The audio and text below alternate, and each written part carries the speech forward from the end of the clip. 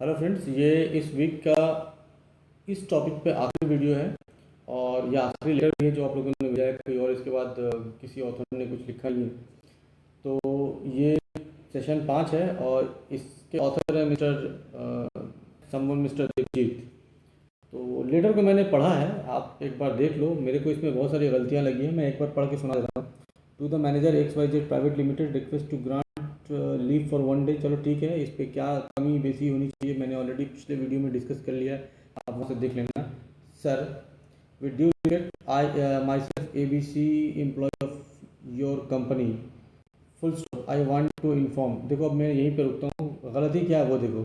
पहले तो ये माई सेल्फ यूज़ नहीं होगा, यहाँ पे होगा आई।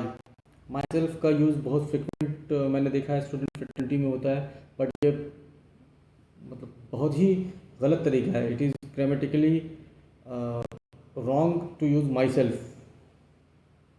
एम्प्लॉई अगर आप लिख रहे हैं तो एन एम्प्लॉय लिखिए, क्योंकि आर्टिकल ये कहता है, यूज़ ऑफ आर्टिकल बता रहा है कि एम्प्लॉय का एन होगा। ओके, ऑफ योर कंपनी, ठीक है, यहाँ तक तो मैं समझ गया। With due respect, I am an employee of company. इसके लिए विद ड्यू रिस्पेक्ट यूज़ करने का क्या मतलब है? कोई मतलब नहीं है। अगर आपको फर्दर कोई बात करनी है तो ये कॉन्टेक्स्ट बनता है कि with due respect I so and so need to inform you और need to tell something my concern.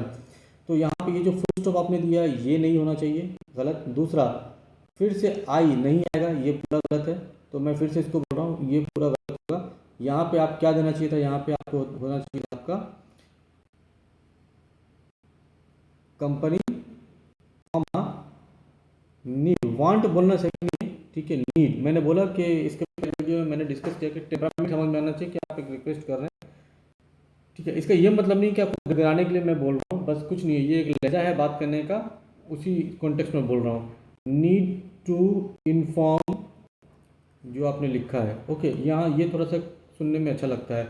Want to inform बुरा नहीं है, वो भी चलेगा, यहाँ कोई दिक्कत नहीं है। बट ये जो फुल स्टॉप और आई आपने दिया है ये तो बिल्कुल ही नहीं चलेगा। जिस तरीके से आपने शुरू किया है उस तरीके से बात कर रहा हूँ, कोई और तरीका होता तो उसमें बात अलग होती। तो I want to inform you, ज़रूरत नहीं है, आप जिसको एड्रेस कर रहे हैं उसी से बात कर रहे हैं, इसलिए यहाँ पे यू मुनासिब तरीका नहीं है। मैं खुद यूज़ नहीं करता हूँ इसलिए मैं बोल रहा हूँ, अच्छा भी नहीं लगता है सुनने में। That I have to reach Orissa on, देखो मैंने उस दिन बोला था कि नियम ये बोलता है कि जब आप 28 पहले बोल रहे हैं, ये एक पर्टिकुलर डेट है, तो यूज़ ऑफ आर्टिकल के हिसाब से ये द होना चाहिए, ठीक है। अब द लगाइए तो अच्छा है, नहीं लगाते तो बहुत सारे लोग इसको उतना एम्फेसिस नहीं करते कि द होना चाहिए। बट मेरा ये मानना है कि अगर आप कर रहे तो अपनी लिखावट को अच्छा कीजिए। दूसरा, ये 28 मार्च है, कौन से 2025, 2026, 27, ये 1000 साल बाद। तो यहाँ पे ये डेट जो है ये इनकम्प्लीट है, आपको यहाँ पे मेंशन करना होगा 2026। और जब आप ईयर लिखते हैं तो ईयर से पहले एक छोटा सा कॉमा आएगा, ओके, यहाँ रखिएगा 2026 for my medical checkup at a pre determined schedule. देखो pre determined schedule, schedule already आप कर चुके हैं, तो आप यही लिखिए प्री डिटरमाइंड। यहाँ पे मतलब अप्रोप्रिएट नहीं है, आप यहाँ पे लिख दीजिए I have to reach Orissa. क्यों है, आप सिंपल लिखिए to visit some doctor at Orissa और इन उड़ीसा, ओके। उड़ीसा पहुँचना कंसर्न नहीं है, एक डॉक्टर से कंसल्ट करना ये कंसर्न है।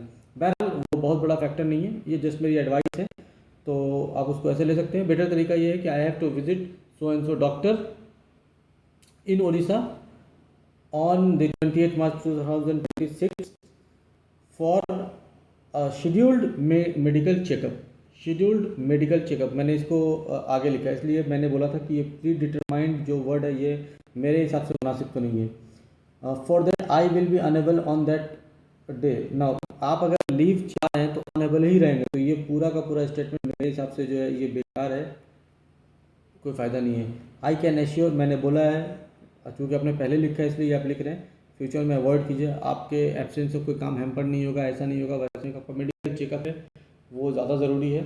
आप जो बहाना लिख रहे हैं उस बहाना के ऊपर मैटर करता है। ये लिखना गलत तो नहीं है, बिल्कुल नहीं है गलत, लेकिन मुनासिब भी नहीं है, ठीक है। ये काम हैम्पर नहीं होगा ऐसा बोल नहीं सकते। आपकी मौजूदगी इस चीज़ की ज़मानत है, इस चीज़ की गारंटी है कि आप हैं, तो कोई काम अगर आ गया अचानक से तो वो काम हैम्पर नहीं होगा।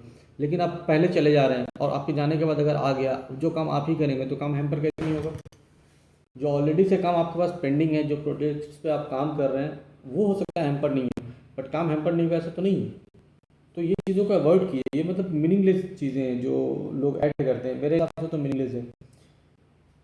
तो बहरहाल ये पूरा स्टेटमेंट यहाँ से मैं बोल रहा हूँ कि मेरे हिसाब से तो नहीं होना चाहिए। गया। I therefore request you to grant